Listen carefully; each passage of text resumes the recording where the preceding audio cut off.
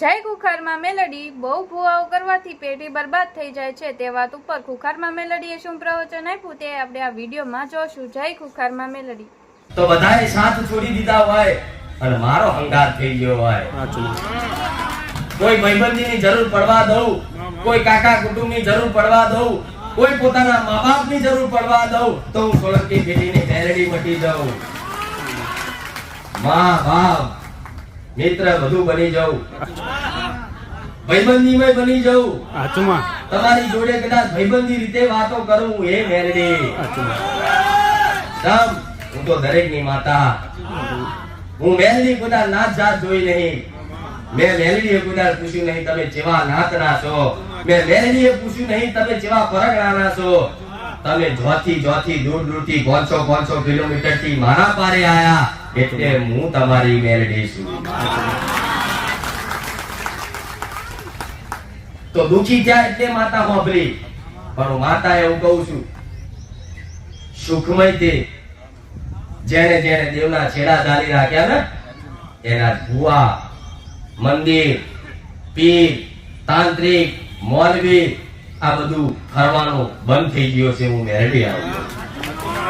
જેને બહુ ભુવા નહીં કર્યા હોય એની પેઢી તરાઈ જઈએ છે. તમારી નજર હોમે દાખલો જોયો. તમે જાણો છો માતા એવું કહું છું બહુ ભુવા કરવાથી પેઢીઓ બરબાદ થાય.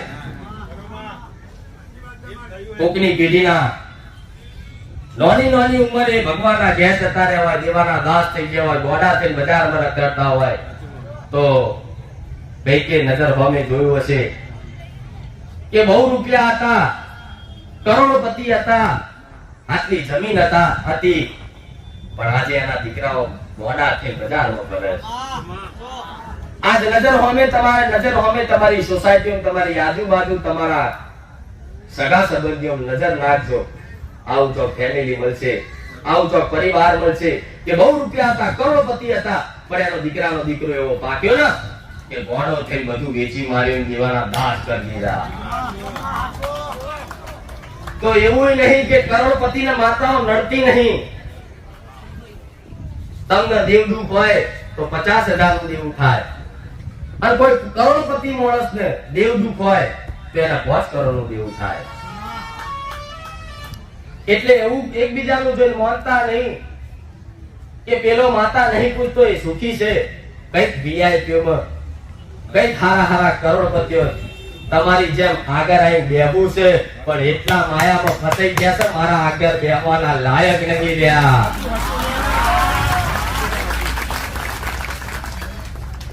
જેવું કરોડપતિ હતા, રૂપિયાનું ઘમંડ હતું, દેવાના દાસ થઈ ગયા, દીકરા એવા પાક્યા, બધું વેચીને સાફ કરી નાખ્યું, અને એ પોતે ગોડા થઈને બજારમાં રખડતા થઈ ગયા, એમના વંશ વેલા જતા રહ્યા. આવું તમારા નજર સામે દેખાય છે. છતાંય તે રૂપિયાના મોહમાયા એટલી બધી પ્રબળ છે, એટલી બધી ખતરનાક છે.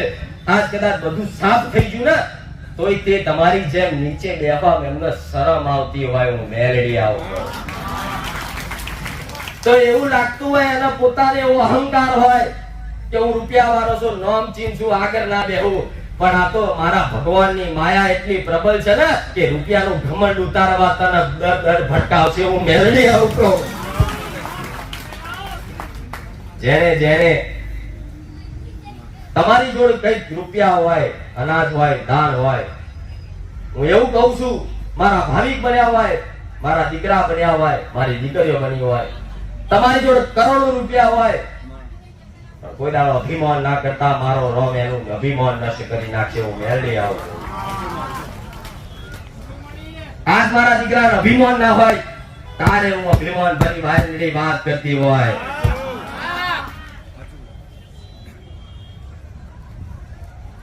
એટલે આવો અહંકાર તમારી અંદરથી કાઢી નાખજો.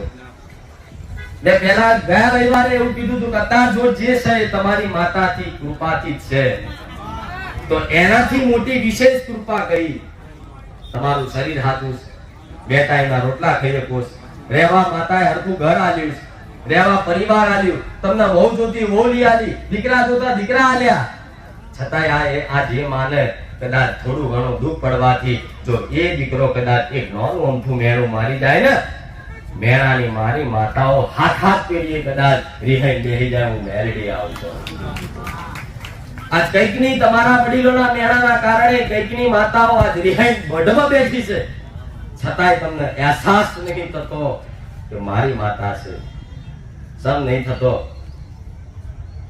તમારા વડીલોએ જે મેણા માર્યા હોય કે તમારા મુખીથી એક નાનું અમથું મેણું નીકળી ગયું હોય તો કઈ ના કરો તો બે હાથ જોડીને ખાલી પ્રાર્થના કરજો કે માં દુખી એટલો હતો, માં ટેન્શનમાં એટલો હતો, મારા મોઢે તારા નામનું મેણું નીકળી ગયું, પણ માં મને ખબર છે કે મારો દોષ છે, મારા કર્મનો દોષ છે, માં તારો આમાં કોઈ દોષ નહીં. તમારી દરેકની માતાઓ રાજી ના થાય તો મેરડી નહીં. આજ માણસ દુખી થાય એટલે દોષ સીધો માતાઓ ના લે. તો માતાઓના શું દોષ છે કે તમે દુખી થયા? આજ એટલે તમારી હોમી કોઈ માતા ઊભી રહેવા તૈયાર નહીં. તમે ગુનો કર્યો હોય છતાંય તમે એમ કહો ના ના મેં ગુનો કર્યો નહીં.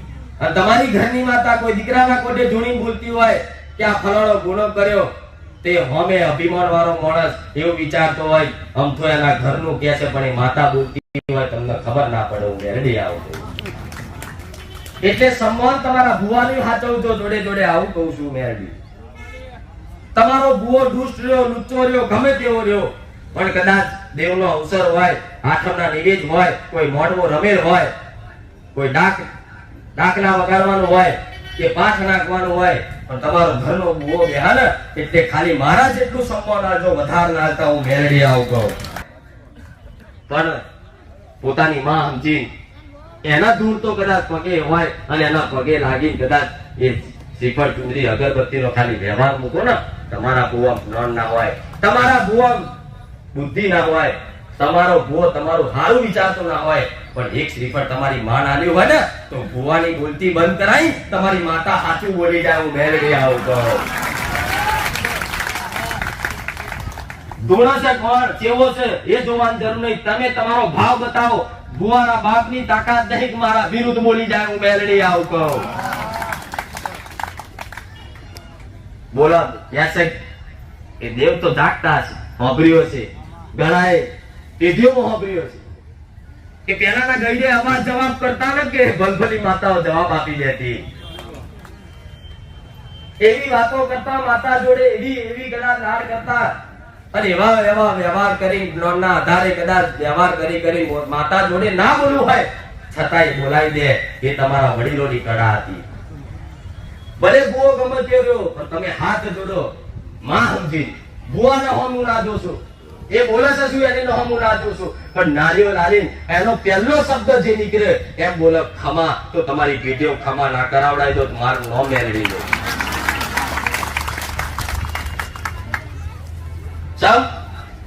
તમારી સહમતીથી જ તમારા ઘરના ભુવા ત્યાં છે. તમે ભેગા થઈને બેહીને પ્રાર્થનાઓ કરીએ છે, તારે કોક દીકરા માતા ધૂણવા આવીએ છે.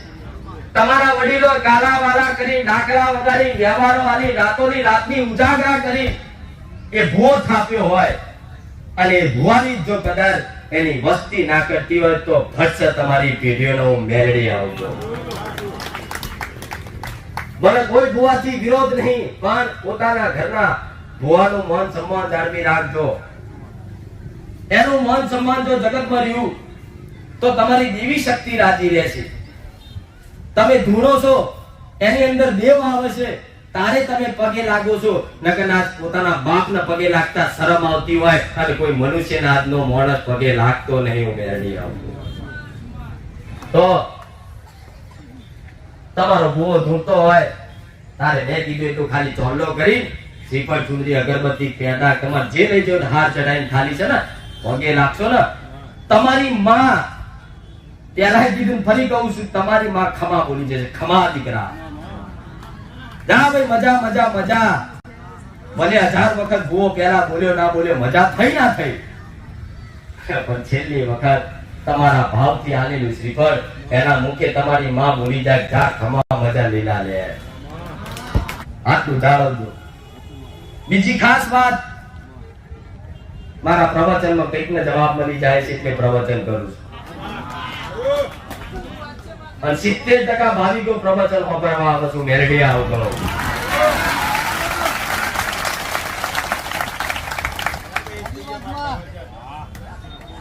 આમાંથી કંઈક નું કલ્યાણ થાય છે.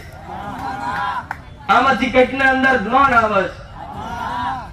આમાંથી કંઈક ને પોતાની માતાઓ સપને આવી, મારા જેવી માતા સપને આવી કોઈક વાત મળી જાય છે. જે મારા ભાવિકોને ગમતું હોય એ મને ગમે. મારા ભાવિકોને મારું પ્રવચન વાળું લાગે છે કે માં તારી મીઠી વાણી, માં તારા અનમોલ બોલ. જો કદાચ મીઠી વાણી લાગતી હોય, અનમોલ બોલ લાગતા હોય તો મારા બોલની થોડી ઘણી કિંમત કરી લેશો ને. કદાચ તમારા બોલની કિંમત ના કરાવો તો મેરડીને